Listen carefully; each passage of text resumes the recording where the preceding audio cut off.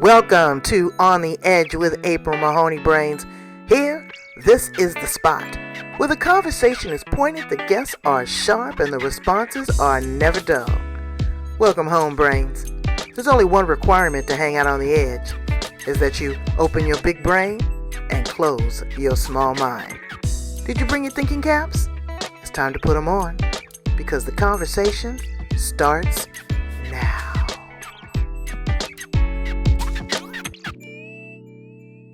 Welcome to On the Edge with April Mahoney Brains.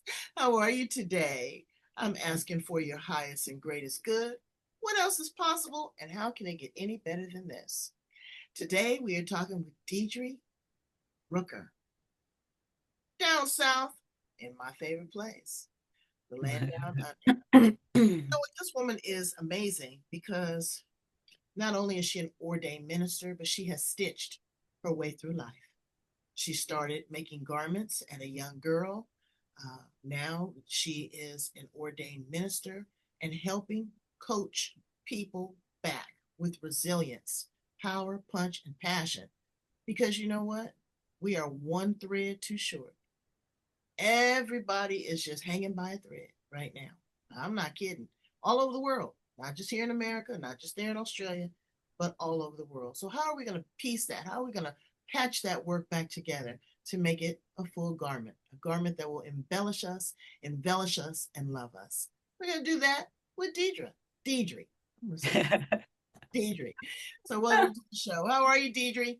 I'm very well. And look, straight off the top, April, I've got to say, whilst I was an ordained minister, it's a historical experience.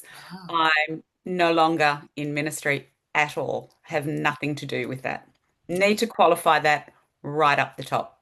Okay, and we're going to understand why.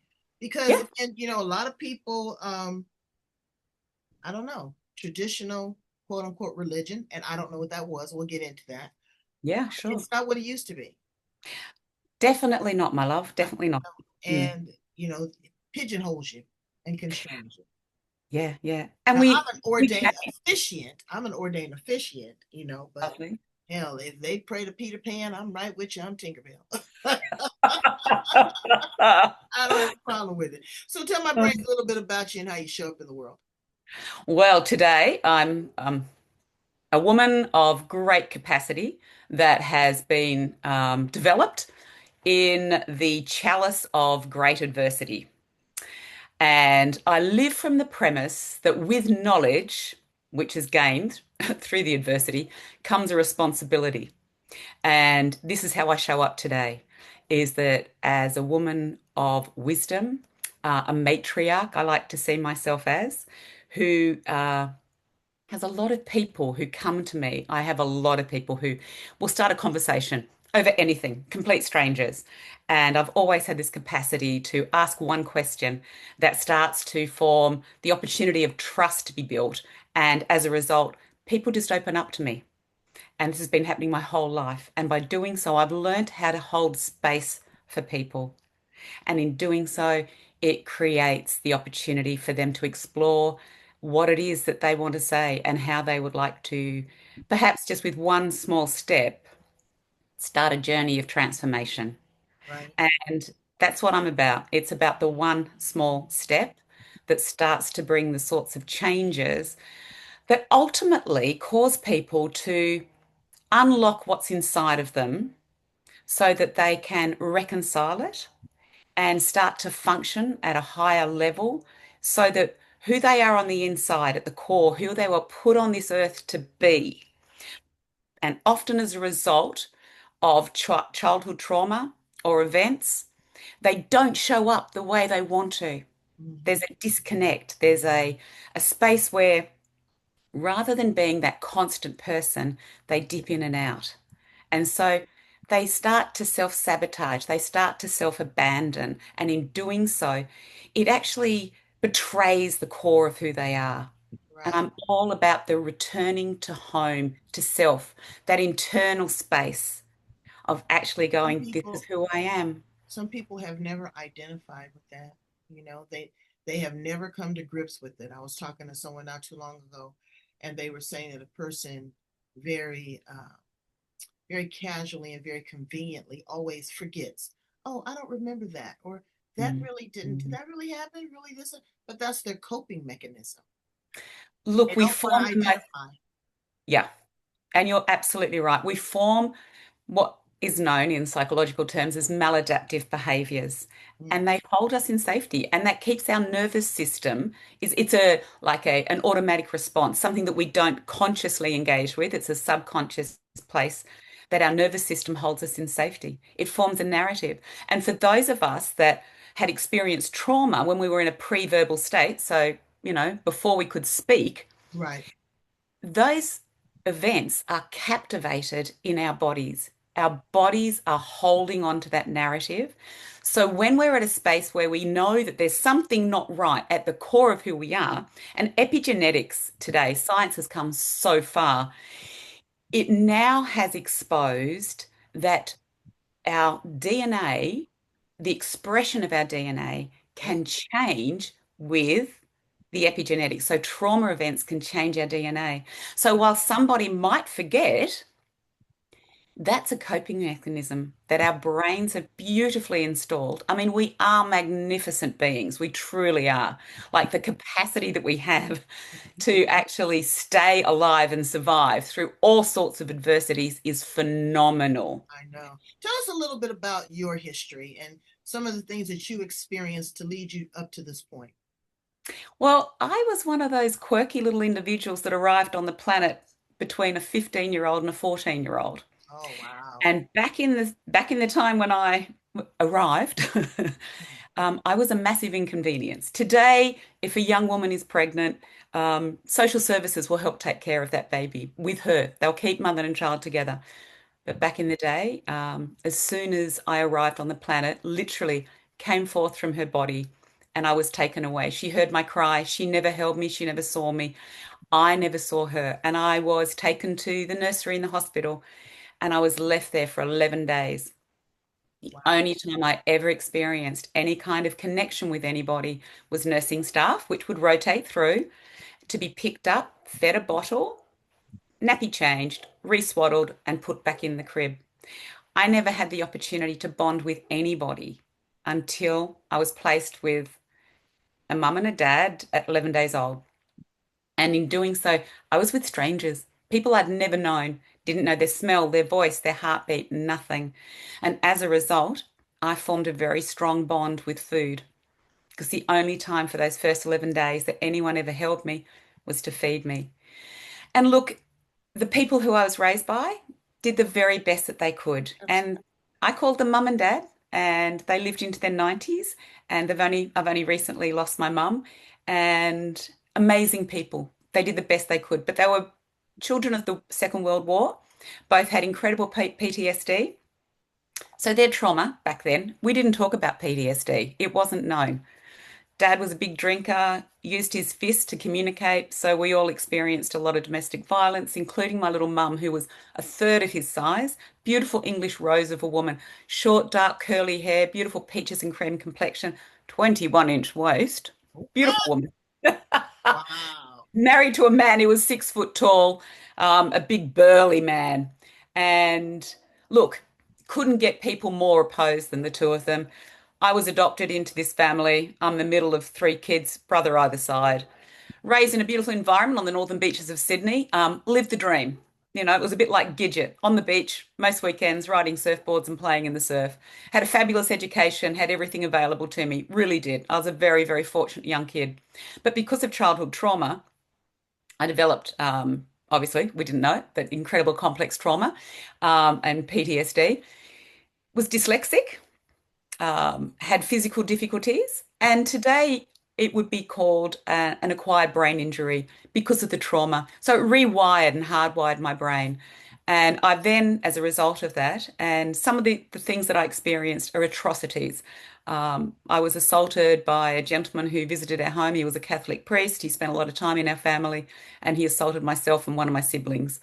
And I forgot all of this until I was 20 years old and married.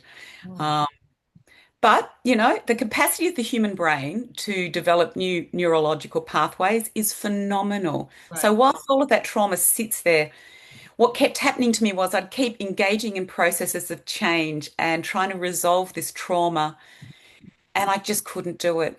And so my body, bless its cotton socks, stuck in fight and flight. Every single bit of nourishment I put in, my little cells would hold on to it because it was constantly in a state of arousal. And as a result, by the age of about 35, I was weighing in at 140 kilos. Mm, And my body was just doing what it needed to do to keep me on the planet. right. And But then everybody, that was something that you could control was your food. well, That was definitely well, that was that you'd was it. think so, right? You'd think that I could control it, but what it was doing, it would quieten down that part of the hippocampus, that part of my brain that just needed to be held in safety. So I'd eat food, high fat, high calorie, high salt, all those things that have got zero nourishment Right. in them because it quietened my brain. It shut down that space that was just screaming out to be known. Wow. And the only way that honestly that could be resolved was through some of the medicines that they have today are phenomenal. And I know that the Ozempic and the Monjaro, all of these products today, very controversial. But you know what? If I was walking around, and for all of the people on the planet today that are living with obesity, for whatever reasons, if they were walking around and dragging around two broken legs, we would be doing whatever we could to help those people. We truly would. People living with cancer, any kind of manifestation of disease today, research is there, and as a humanity, we throw everything we can at them. Absolutely. You meet somebody who's obese, what do people say about them? Do you Oh, know it? nothing pleasant. Nothing. Correct. And then, like I said, and then they shame them because they're using these GLP-1 drugs. I say bravo. I say go ahead and do it, but also develop a mindset mastery that you're not dependent upon it. Just like you're not dependent upon, a spouse, or you shouldn't be. You should have your own. Other things, you need to be able to edit, filter, and monitor yourself because one day it may not be there. And if it's not there, you still need the self control. Absolutely. And when you've developed these maladaptive behaviors and they get inground into every part of your being, Mm, to break those patterns of behavior, you know what? If you're going to spend your life on this planet attending to an addiction, right? you need people. You need people around you. You need a cheer squad. You need a team. You do. Yeah. And sometimes that can start with one person. And the best person, you. It is. I had to find myself. You have to find yourself, but so many Yeah. people are lost. Yeah. And they're listening, they are in this deafening echo chamber of negativity. Absolutely. And Being but when one, you get it from the outside as well, and the whole of humanity is going and shaming you because there's a manifestation of a deeper wound, you or know. they're coercing you and manipulating you. So Hmm. let's fast forward Yeah. because you entrusted this person that was supposed to be godly, and they turned out to be Oh, a wolf in sheep's yeah. clothing. Well, How and did you get into the ministry, and then what caused oh, you to yeah. take a different turn? Yeah. Well, you know what? It had nothing to do with the man who abused me. I can tell you that now. Um, I was born and raised in the Church of England church, got christened, confirmed, and married there, married at the age of 20, married a man who, and we laugh about this, extremely beige gentleman. And here was I, a rainbow of colours, and here was he, constant, kind, loyal, devoted to me. And we found our way into a Pentecostal church, and we got born again, and we started to attend services regularly. I sang, so I ended up in the choir. And for some reason, my husband decided that he really wanted to take a place of significance. So we started engaging in ministry training. We did Bible college, and we did all the things that you do to become an ordained minister in the church. And we served there for a good 20 years. And because of my history and because of my great capacity to cope, I was a brilliant people pleaser, had the gift of the gab because of my dyslexia, so always was a fabulous verbal communicator. We just flourished in that environment. And people were very attracted to us for our consistency. We had three children. On the outside, April, I can tell you now, everything looked neat, shiny, and perfect. But you know what? It's like a tapestry. You can see the beauty of the outside of it as you stand in front of it.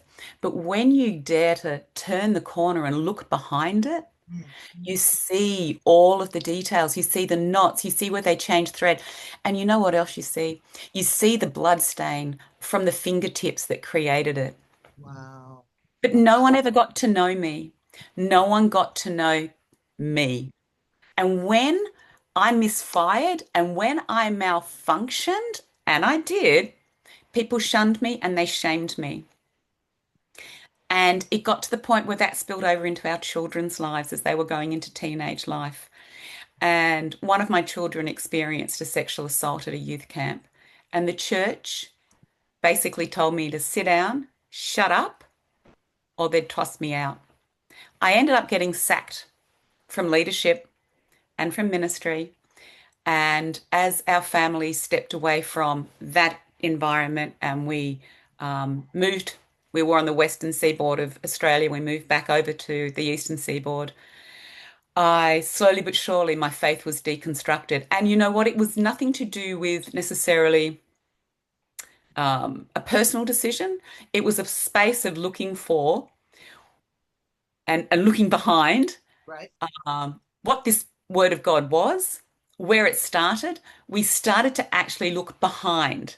And in looking behind, we saw that through history, there was a history before this book was written. That's and and who it was created by, and that it was men, and they were well-meaning and well-informed. And in doing so, it deconstructed a support network that had held us captivated, and we'd been in service to it. And in doing so, we evolved to a space where genuinely I couldn't lean into that anymore. And I came to this space where I recognized I'd been outsourcing my power. wow. Anything good that was in my life was attributed to God, and anything bad that happened was either the devil or it was me. And I got to the point where I was over being told that it was all about me. Right. I get it. I totally get it. So Mm. now, with your ascension, do you find yourself, and I don't know, you tell me from your perspective. Yeah, I don't go to the traditional church setting. Church is yeah, the temple of the soul. I have church right here in my heart all day, every day.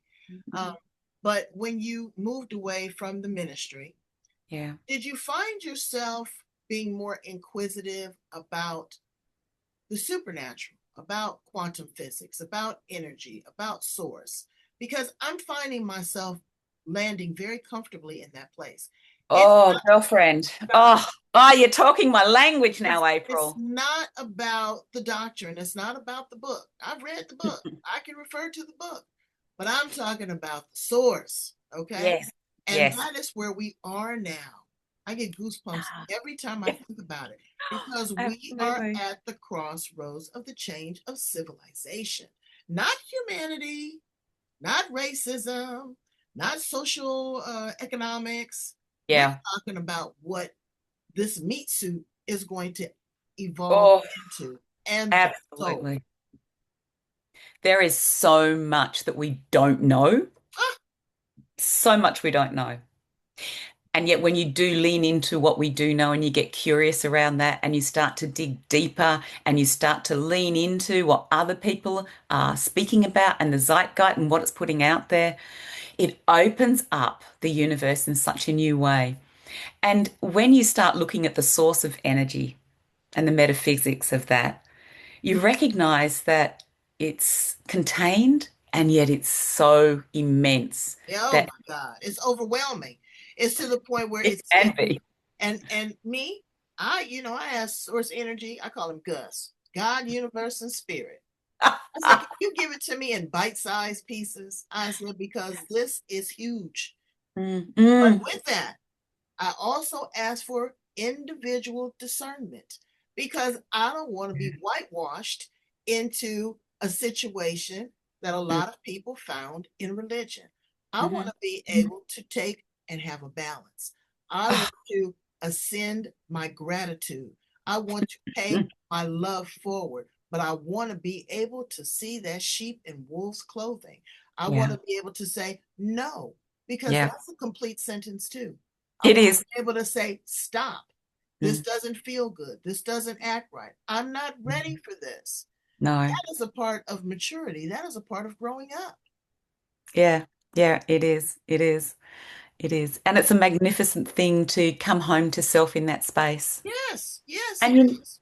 and what I do today, the business that I've created does come from that whole space of that with the knowledge I've gained in all the different iterations that I've experienced and interacting with humanity and looking at how, you know what, a lot of people get focused on the brokenness. Mm, I don't. I see exactly what you're talking about, the magnificence of yeah, the human soul yeah. and its place and its capacity to actually stand independent of anything else in that space of enlightened capacity of the individual. When I work with people and you see the lights coming on as they start to recognize just how perfect they are, they don't have to change. They don't need fixing. They just need to embrace and accept themselves. And when they do that, it shifts them in a paradigm move that actually causes them to reconnect not just with themselves, but with the people around them, the community they're a part of. It empowers them and it actually causes them to recognize that they are so much more than what they think of themselves. There is so much more going on inside of them. Or what that outside noise is trying to uh, help you redesign yourself based upon how they feel. Yeah. We're not going to get political, but we'll just look at political affiliations right now. Mm. Everybody wants to be right. Yeah. Everybody can't be right. A woman tried to publicly shame me one day. We were in the store, and she tried to get all loud and stuff. And I said to myself, I said, okay, now April, you have a choice here. Mm. Are you on TikTok and are you on social media going to jail? Or are you going to make this a teachable moment? I said, I'm going to opt to make it a teachable moment. I Yeah. politely handed her my business card.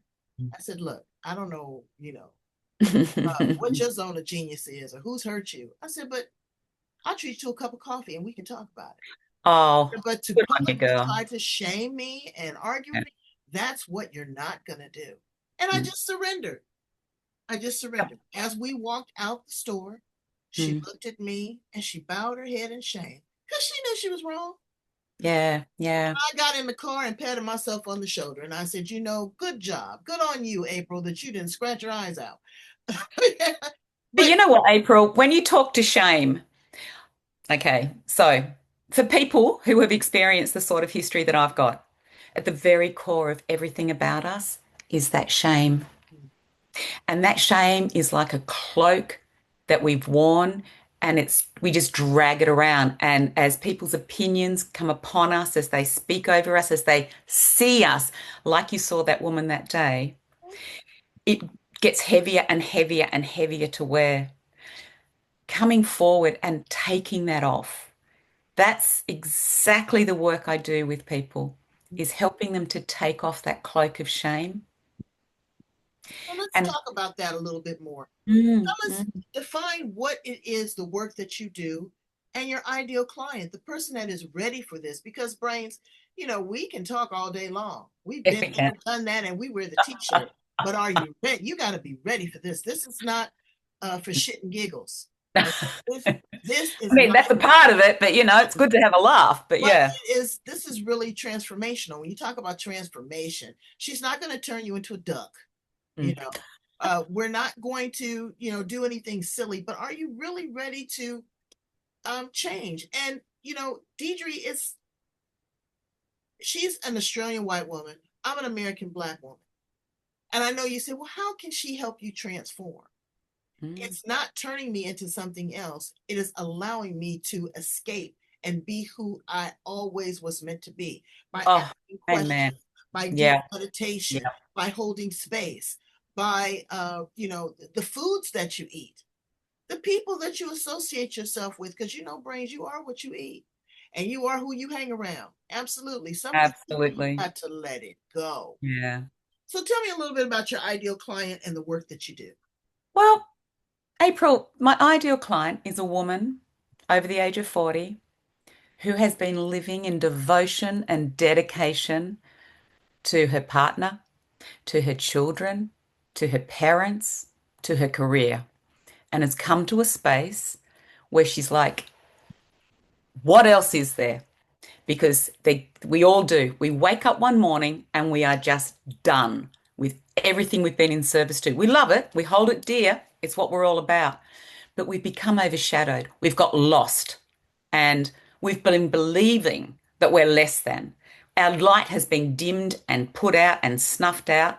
And it's not as if people are treating us cruelly necessarily. It's just the busyness of life and the expectation that we should show up, we should function at this level. This is what a mother looks like. This is what a sister looks like. This is what a wife should be doing. Babes, when we take off all of those sticky notes that label us, who's left? Right. What's left at the core? So the five pillars of what I work with are, and it's interesting you say nourishment because it's definitely a huge part of it. But I start with safety, creating a space of safety, not external to self, but within self, and helping women actually create that for themselves. And then we start to look at the healing journey and what that might look like, not to fix people, but to make peace, internal peace. Because I can tell you now, you stop the noise in your head, you start to reconnect where there's disparity within your internal soul. It starts to hold you in a space where you're doing the reclamation of the soul. Mm, From there, it's about integration, integrating parts of ourselves that have been at war, parts where we've sabotaged, where we've self-abandoned. You know, all of us have little girls, little images of ourselves, parts of ourselves that we left behind, and we've lost our joy. We've lost the things that used to light us up and cause us to have so much fun. We stopped learning how to play. And in place of play, we formed all these maladaptive behaviors and we took on the sticky note labels that people put upon us. But when you strip that back and you lay bare, you actually then become a part of a space where you can actually turn around and go, I want you in my life again. right. Those little parts of you. So I focus a lot on that. And then we look at embodiment of Mm, actually standing. And that's why I call my program Shine. I want women to take center stage of their own life again, to get back in the driver's seat and not be afraid to strap themselves in, chuck it into top gear and just get going back to the woman they were meant to be. And in the process, create community. Take other people on that ride with them. mhm. And Absolutely. yeah, And buckle them in. absolutely. It's a wild ride because after you go through all of this, you are Mhm. going to rise and greet a totally different person. When Absolutely. you do that, Deidre, it's difficult to settle in. I tell this story all the time. Yeah. A girlfriend of mine had gastric bypass surgery, lost Hmm. 120 pounds. You Good would on her. have thought that she would have been happy. Hmm. She was more upset. She Oh, contemplated self-harm because she did not recognize who she was. She did not realize that she had just shunned a whole person. She just got rid of a whole person. She had a beautiful raven tattooed on her back. Now it looked like a crow. far out. Oh, Yeah, that's, and it was oh. hard for her Mm. to adapt to the compliments, to the changing of the clothes size, what she saw. Again, 120 pounds, there was some meat that was hanging. So Mm. now she has to lift that up and clean it. It was not what she expected to be. So, brains, you have to be careful what you ask for because, baby, you just might get it. And if you Well, get it, April, are I've you I've able to been receive in it? there. I had the sleeve Mm, 7 years ago. And as a result, I've had three different surgeries to remove excess skin. Wow. Wow. I've taken that journey, and you know what? In doing so, oh, girlfriend, the day that they took the bandages off, um, it was yeah. The woman who was helping me, this nurse, as she was unwinding and taking off the cotton wool and things that were around the wounds, she was um, kneeling, and I started to cry, and she thought she'd hurt me, and she said, "I'm so sorry." I stopped and I went, "No, no, no, no." I can see my feet. Mm, mm, mm. And, the woman that I was at the age of 16, the body that I inhabited at the age of 16, at the age of 58, was there again. Wow. That was the ultimate moment of coming home to self. I was ready for it. I'd done all the work. I had done the internal work. And finally, who I was on the inside was now in the mirror. And I clocked her, and by jingo, she's a magnificent human. She truly is. And Yes. that's for me is the ultimate expression. And my heart goes out to your friend who, and you know what, doll? She's not all the way home yet. If she can, start to have skin removal surgery and go those extra steps, it's all a part of that journey. And for some of us, we don't need to do that. Mhm. I needed to do it for medical reasons because, as But it's as I also age, mindset mastery. It is now recognizing, appreciating, and loving the person that you are now.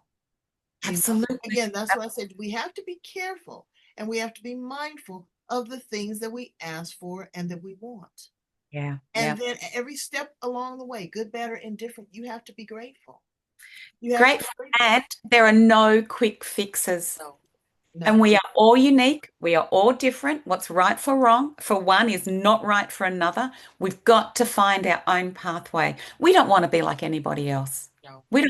don't, we can glean, we can learn from other people, but you know what? We've all got our own toolkit and we can curate it. We can choose what we pull into that toolkit.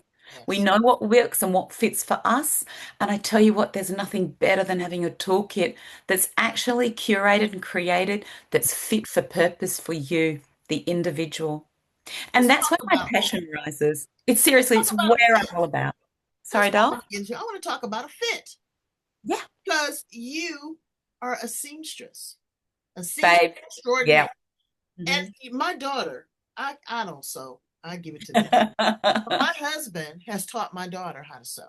And Oh, I mean, good. hey, she makes costumes for everything. She's a costume designer here in San Diego. And I'm telling you, I watch in awe.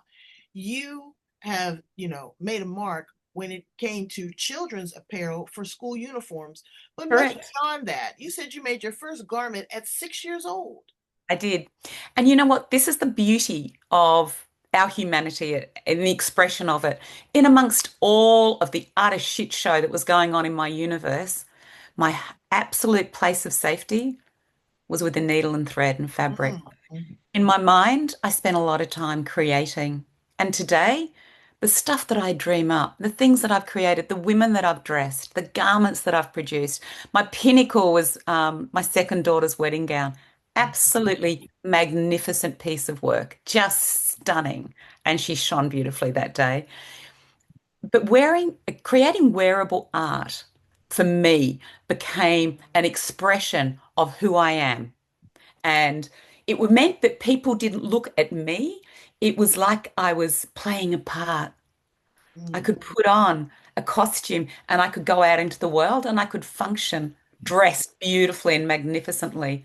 And as I went through my many iterations of restoration, it's the one thing I still derive so much pleasure from is choosing and curating garments to wear and how I show up in the world. And what it does is it starts conversations. Oh, I absolutely. mean, you think about the glasses you're wearing today, I love babe. it. I love it. People are I going love to comment. it's face fashion. But Correct. it's color, it's punch, it's power.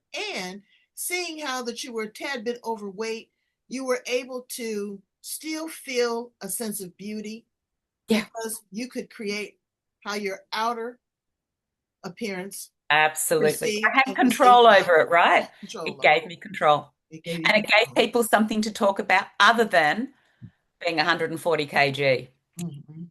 Wow. And the amount of people that said to me, we never saw you as obese, never Right. saw it. And I'm like, huh, well, I did. Right. But again, it was all about self at that point. So let's Correct. ask you some fun questions. Yay. Here for that. Uh, I love those feather earrings.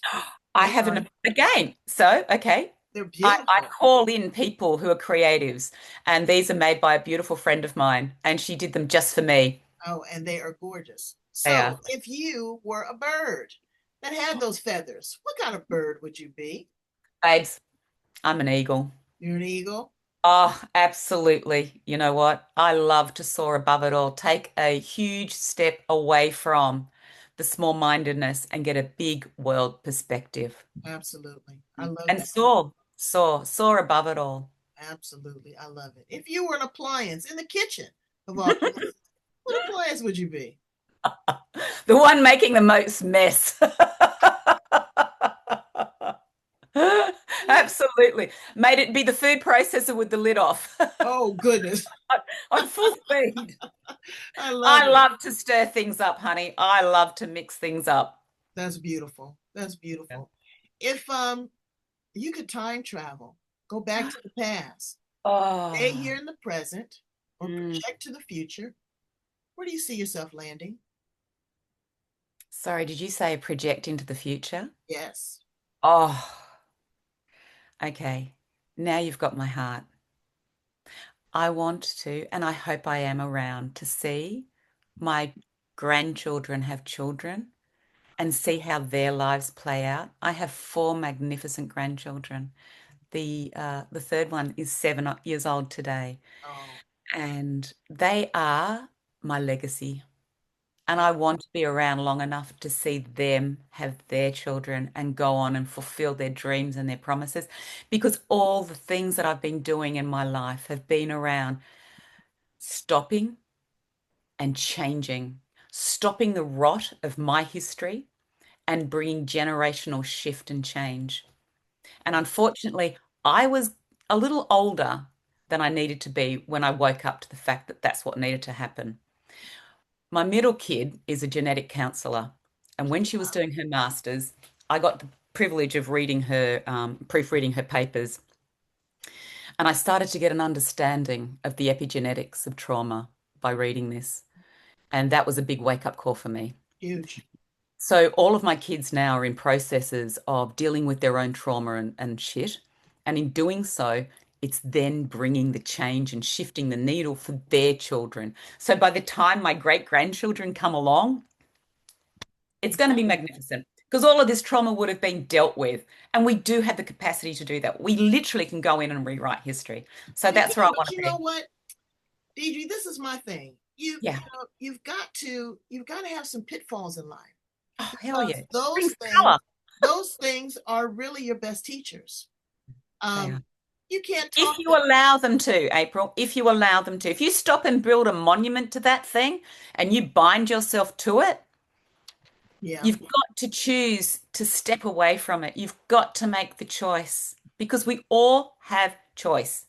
you do. Most of us didn't choose the events that took place that directed us towards self-destruction and maladaptive behaviors. But today, when you wake up and you recognize, that's when the magnificence starts because you get in that driver's seat, strap yourself in, and you get to choose. Yeah, you do. Choosing So, your own what would you destiny. say to the woman that's Hmm. struggling right now, right this minute? Where Yeah. does she begin? Oh, darling, I actually have a free masterclass for this. It's with the one small step. You know how you eat an elephant? Mm. Uh, no, one little piece at a Way you eat everything else in life, one bite at a time. time. And you know, for a lot of us that have history of trouble and torture, it's surmountable. It's like a tsunami coming at us sometimes. But if you take it one step at a time, one small bite at a time, babes, you shift the needle. You start at the very beginning. You've got at the horizon, You take one step off that horizon and you follow that line, that trajectory is going to take you all the way to the sky. Mm, So that one small step. all right. So Well, anybody who's looking for it, you know what? If this lands for people, and I'm sure it does, I'm sure there are people who are listening to this right now, and it's tugging at the heartstrings. There's something that's responding in them. It might be that sense of like an ache in their gut. The little masterclass that I have, and it'll be, we'll get links going, yeah. yes, Um, and it's just taking people through finding out what that one small step might be that they could do today that would actually shift the needle, that starts to take them from where they are to where they want to be. Because you know what? All of us have hopes and dreams. And having the opportunity to fan a little bit on those smoldering embers of that dream, you put the right fuel on that, you gather the right people around you, you start engaging with things that shift the brain patterns and create new neural pathways. Anything's possible. It truly is. And look, if there's one thing I can say to people, please, please, please, please, you are not what people say you are. right. When people have an opinion of us, it's not our business. That's their business, and we shouldn't be taking it on board. Mhm. And a lot Learning, of times when people cast out things on you, it's a mere reflection of who they are. correct. I was talking to my husband a few days ago, and I said, this person, they copied me. They copied me. And he What a said, compliment. yeah, and he said, you know what, April? He said, but that is the greatest form of flattery, Mhm. that they saw something in you that they wanted to emulate, good, Absolutely. bad, or indifferent. So when people say negative things about you, they're actually looking at themselves and saying, that's a characteristic that I don't necessarily like, but they don't want to identify. Again, they want to forget, they want to have amnesia all of a sudden. So I get it. So, But you know what, also, babe, none of these people, none of them, they see you today, they see me today. Honey, they don't know where we've walked. they don't know. And we've all got a journey. Absolutely. All of us have got, and today we're all wearing a mask, we're all wearing a costume, Yeah. we're all choosing to show up in a particular way Yeah. I tell people behind. all the time, when you do something, you're sending your representative. Mhm. Oh, your true authentic self. Really? That takes a lot to be authentic. It's It a does. big risk. It's a big risk. So tell my brains how to get in contact with you. I'd love for them to do the deep Ah, dive, have a Zoom call with you, oh, meet fabulous. with you in person there in Australia. How do they find you? Okay, so my website is Shine with D. So SHINEWITH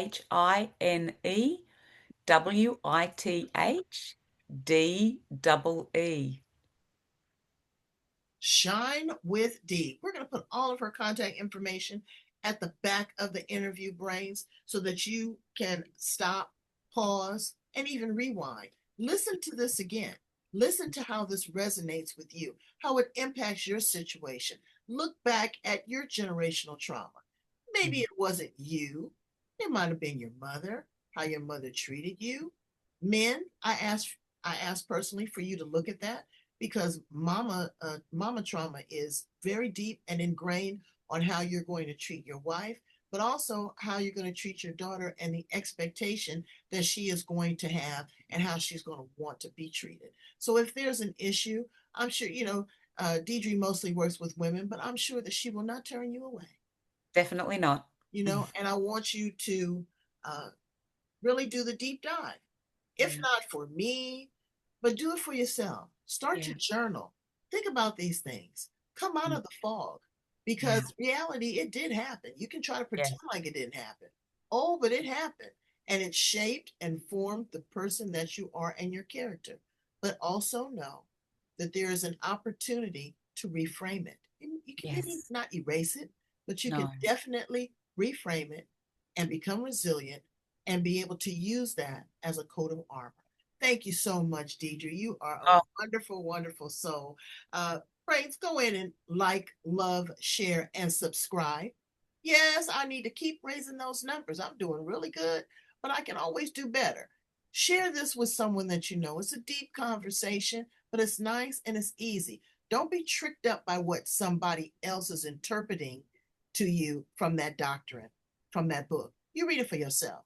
You Mhm. create your own linear uh, relationship with God, universe, or spirit. Good old Gus. All right. Love that. All right. Thank you so much, Deidre. You are the best. Come back and see me again. Keep me informed. Will Okay. do. All Bless right. you, gorgeous woman. All right. Bye, brains. I love you.